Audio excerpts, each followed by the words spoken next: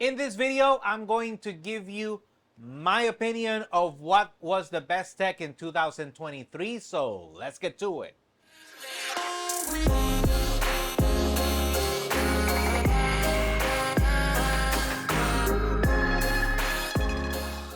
Before I begin, I want to give honorable mention to the iPhone 15 Pro Max.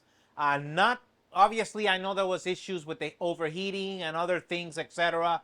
The 3 nanometer processor inside was underwhelming for what was expected, but one thing does have to be said, and that is that the iPhone 15 Pro Max has one of the best cameras that has ever released, to the point that Apple finally decided to put their money where their mouth was and do an entire event, which was the one for the MacBook Pros. They did the entire event shot on an iPhone. So that was really impressive. Also on the camera side, they also made a lot of improvements, to the point that the guys from Max Tech that I obviously mention a lot, if you guys want serious comparisons, obviously they have the economic resources to do stuff that I don't.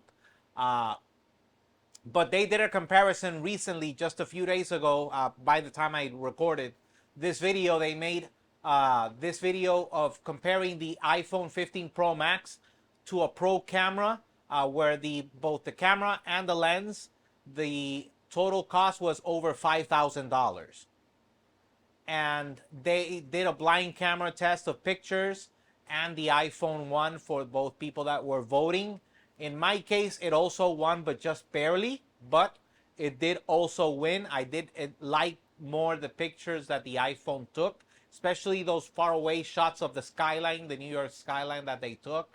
I love the way they looked on the iPhone. I liked it a lot better on the iPhone that I did on the actual Pro camera. But anyways, I just wanted to give honorable mention to the iPhone 15 Pro Max.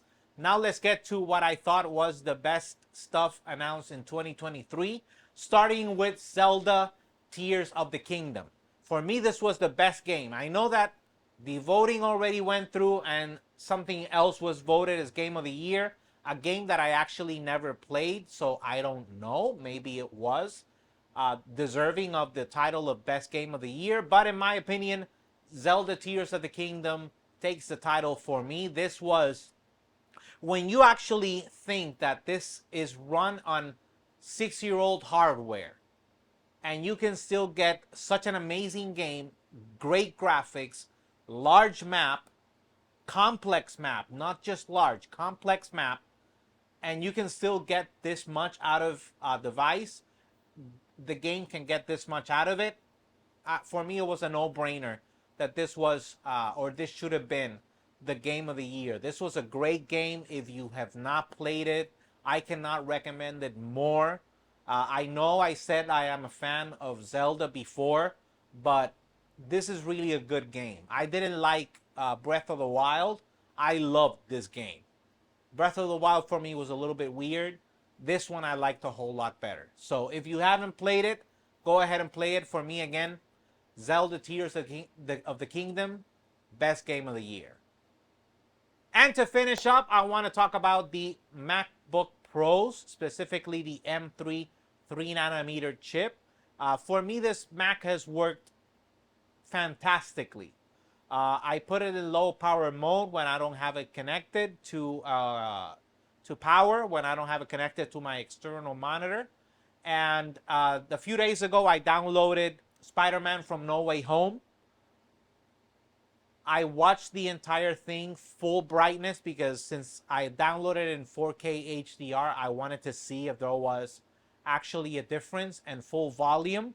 By the end of it, I still had 88, 89% around there, something like that. So battery is great, especially if you activate that low power mode, which in my opinion, for what I do, which is video editing, web browsing, and light photoshopping and stuff like that, for me, this in low power mode works just fine. To anybody else that has any of the other Apple Silicon MacBook Pros, try the low power mode to see if for what you needed it works fine, and you're gonna see a drastic difference in battery life. Trust me, you're gonna see a very, very drastic difference. So I just wanted to give you guys that.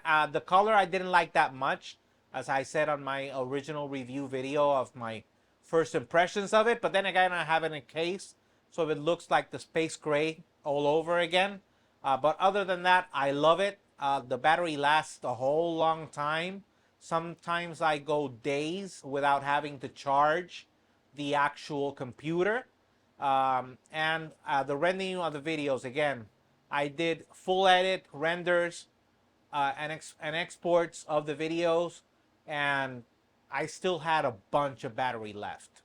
And there's no actual difference in the export times, whether you're plugged in or not plugged in. So at least for you video editors that are watching this video, this is the perfect computer, and you can place it in low power mode. Trust me, you will have no problem with it. Anyways, for me, this was kind of a disappointing year in tech. It was a big year in games, but it was kind of a disappointing year in tech. But if you guys remember something, go ahead and drop it in the comments down below. While you're down there, smash that like button, subscribe, and hit that bell so you can get notified when we have new videos. The only way you can do that is if you're signing with your Gmail account to your YouTube app, or youtube.com on your favorite web browser. Not just me, but any other YouTuber that you like their content. Trust me, even if they don't say it, we will greatly appreciate it. As always, we're available on Facebook, Instagram, Twitter, and X, and obviously YouTube, at J.R. Abrams Tech, so you can stay up to date with the latest news or rumors about tech. Until next time.